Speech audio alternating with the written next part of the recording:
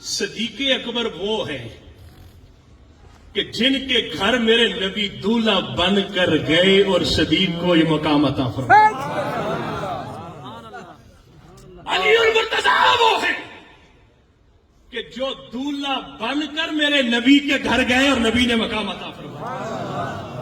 اور اگلی بات، صدیق اکبر وہ ہیں کہ جن کو میرے نبی نے مصلی عطا کر کے مقام عطا فرمایا۔ اور علی المرتضیٰ وہ ہیں کہ جن کو میرے نبی نے دستار عطا کر کے اپنا مقام عطا فرمایا۔ اور اگلا جملہ میں اگر بیان کر دوں تو ہمارے یہ خارجیت، رافضیت اور شیعت کے جھگڑے ختم ہو جانے چاہیے۔ صدیق اکبر وہ ہے کہ جس کو میرے نبی نے مزار دے کے مقام عطا فرمایا، اور علی المرتضیٰ وہ ہے جس کو میرے نبی نے آل دے کر مقام عطا فرمایا۔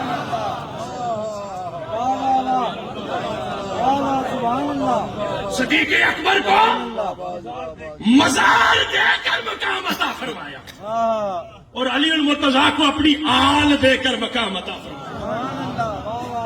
اور یہ میری بات اگر آپ دل کے کانوں سے سنیں گے تو یقین جانے آپ کے دل میں اگر ذرہ برابر بھی میل ہوگی تو یہ جملہ آپ کی میل کو صاف کر دے گا۔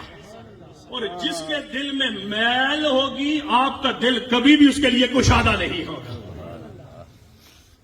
جو نبی کے مزار کا حیا کرتا ہے وہ صدیق اکبر کو نہیں بھونگتا، اور جو نبی کی آل کا حیا کرتا ہے وہ نبی کے غلام حضرت علی المرتضیٰ پہ نہیں بھونگتا۔